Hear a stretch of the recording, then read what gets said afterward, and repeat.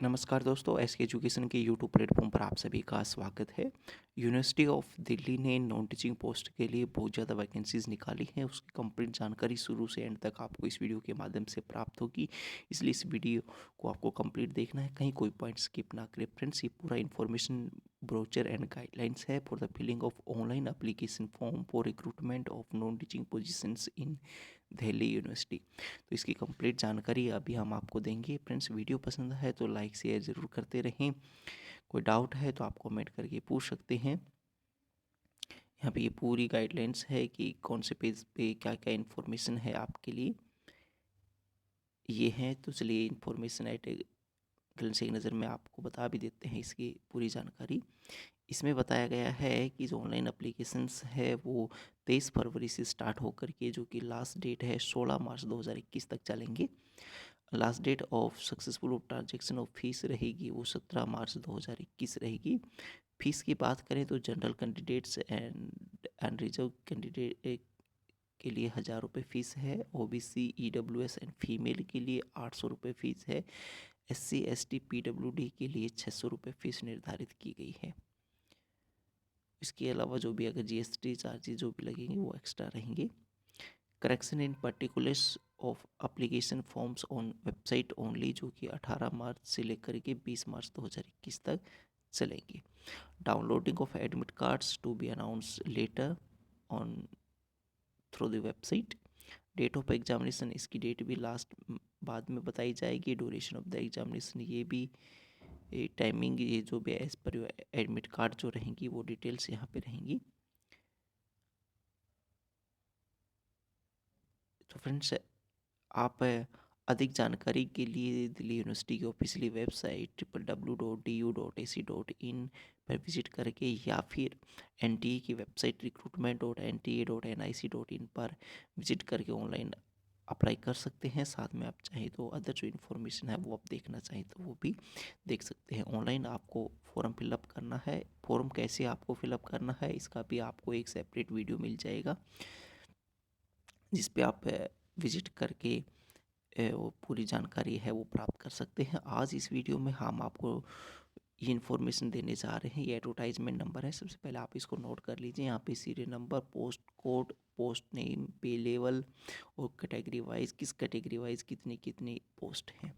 ठीक है, देखिए मेडिकल ऑफिसर की बात करें तो लेवल 10 में है। मैं यहाँ पे टोटल पोस्ट बता देता हूँ, आप खुद एक बार सोशल कैटेगरी वाइज आप अपनी सीट्स का डिस्ट्रीब्यूशन है वो देख सकते हैं। मेडिकल ऑफिसर की 15 वैकेंसी हैं, असिस्टेंट रजिस्ट्रार की 6 हैं, पीएस प्राइवेट सेक्रेटरी की 2 हैं, सिक्योरिटी ऑफिसर की 1 है, योगा ऑर्गेनाइज़र की 1 है, सीनियर पर्सनल असिस्टेंट की 5 हैं, नर्स की 7 हैं, असिस्टेंट मैनेजर गेस्ट हाउस की 1 है, जेई सिविल 5 हैं, इलेक्ट्रिकल 5 है, असिस्टेंट सिक्योरिटी ऑफिसर 4 हैं, सीनियर असिस्टेंट की 45 हैं, हिंदी ट्रांसलेटर की 2 हैं, पर्सनल असिस्टेंट की 9 हैं, प्रोफेशनल असिस्टेंट की 16 हैं, सोशल वर्कर की 3 हैं, फिजियोथेरेपिस्ट की 2 हैं, एक्सरे टेक्नीशियन की 2 हैं, हॉर्टिकल्चरिस्ट की 1 है, सीनियर टेक्निकल असिस्टेंट डिपार्टमेंट्स में टोटल 58 है। इसका डिस्ट्रीब्यूशन भी आपको मिल जाएगी किस डिपार्टमेंट के अंदर कितनी कितनी पोस्ट हैं। आगे बढ़ते हैं। असिस्टेंट आर्किविस्ट की 1 है, स्पोर्ट्स कोच की 1 है, सेमी प्रोफेशनल असिस्टेंट 17 हैं, फार्मासिस्ट की 5 हैं, टेक्निकल असिस्टेंट की 19 हैं, टेक्निकल असिस्टेंट हेल्थ सेंटर की 2 हैं, स्टेटिस्टिकल असिस्टेंट 2 हैं, टेक्निकल असिस्टेंट डिपार्टमेंट्स में 51 हैं, सैनिटरी इंस्पेक्टर की 1 हैं। और ये टोटल इस तरह से भी डिवाइड की गई हैं। तबला अकम्पनिस्ट की जैसे 12 हैं, पखवाज प्लेयर की 1 हैं, सरंगी अकम्पनिस्ट की 2 हैं। ये आप देखते जाएं एक बार। ठीक है फ्रेंड्स, ये कुछ अदर पोस्ट है। ये लेबोरेटरी असिस्टेंट की 53 हैं, असिस्टेंट की 80 हैं, स्टेनोग्राफर की 77 हैं, वर्क्स असिस्टेंट की 3 हैं, असिस्टेंट स्टोर की 2 हैं, सेल्समैन DHMI की 2 हैं, लाइब्रेरी असिस्टेंट की 5 हैं, जूनियर असिस्टेंट की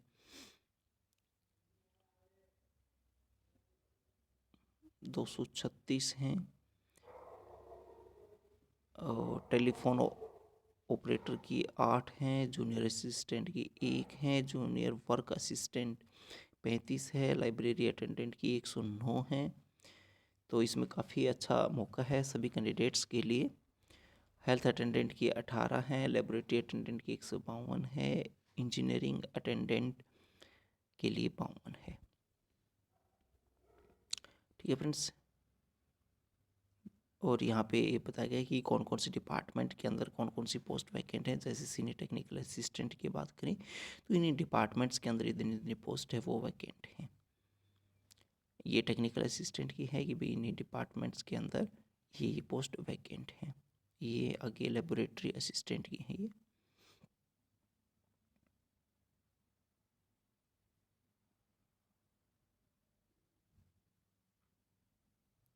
ठीक है फ्रेंड, अब सेक्शन सी में आगे हैं कि details of post and qualification की बात करें तो मेडिकल ऑफिसर के लिए MBBS चाहिए।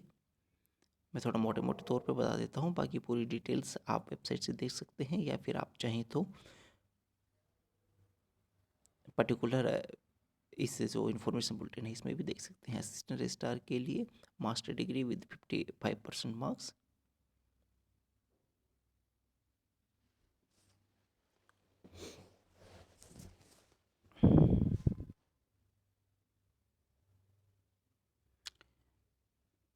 प्राइवेट सेक्रेटरी के लिए ये हैं जी बैचलर डिग्री और at least 3 years post qualification experience.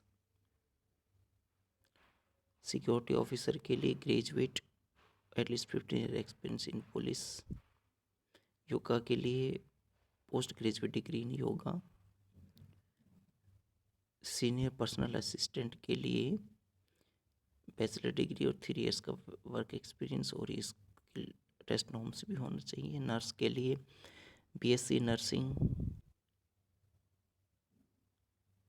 और रजिस्टर्ड एज ए नर्स और nurse and midwife and 6 month experience in minimum 50 bedded hospital.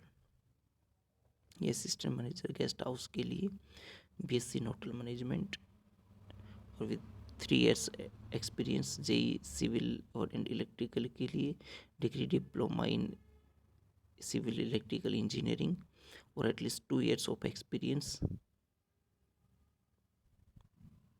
ये असिस्टेंट सिक्योरिटी ऑफिसर के लिए है ग्रेजुएट।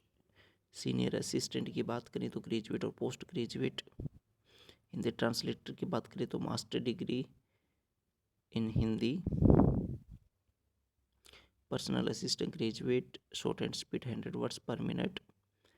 प्रोफेशनल असिस्टेंट की बात करें तो जो कि पे लेवल 6 में है M library science, master degree in art science commerce और any discipline and B library science या computer science paper at graduate PG level और 6 month computer science course from a recognise registered institution.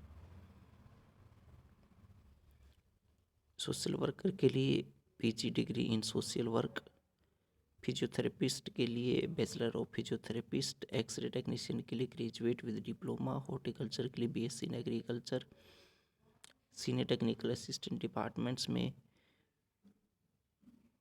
A post graduate degree BTech in relevant subject. Bachelor degree in relevant subject with 2 years of experience. Assistant architect के लिए BA, मतलब तकरीबन graduation तो चाहिए इसमें। बाकी जो लोअर पोस्ट हैं उनके लिए आपको 10+2 के अकॉर्डिंग क्वालिफिकेशन चाहिए। सेमी प्रोफेशनल असिस्टेंट की बात करें तो graduate in art science commerce और any discipline. BLib by library science course in computer application at graduate और PG लेवल और 6 month कंप्यूटर कोर्स। फार्मासिस्ट के लिए bachelor degree in pharmacy. Technical assistant computers में ग्रेजुएट और post graduate in computer science computer engineering, computer technology, IT, computer application, electronics and electrical, technical assistant की बात करें तो bachelor degree having study relevant subject with 2 years of experience, या PG degree in relevant subject, और BTech 3 years diploma. Statistical assistant की बात करें तो a graduate, post graduate from recognise university, और graduate should be in mathematics और operational research. Technical assistant bachelor degree with 2 years experience या PG हो in relevant subject, और बीटेक हो। सैनिटरी इंस्पेक्टर के लिए सीनियर सेकेंडरी स्कूल, तबला के लिए, इन सभी के लिए प्रोफिशिएंसी, मतलब इनमें लिए जो कंसेंट हैं उसी के अंदर ही आपकी प्रोफिशिएंसी होनी चाहिए।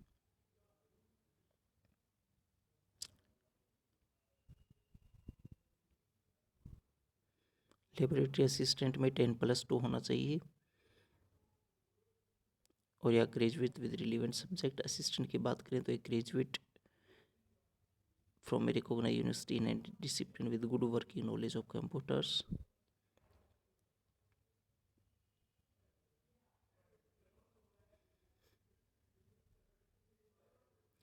स्टेनोग्राफर की बात करें तो पास्ट सीनियर स्कूल्स एग्जामिनेशन और इक्विवेलेंट एग्जामिनेशन।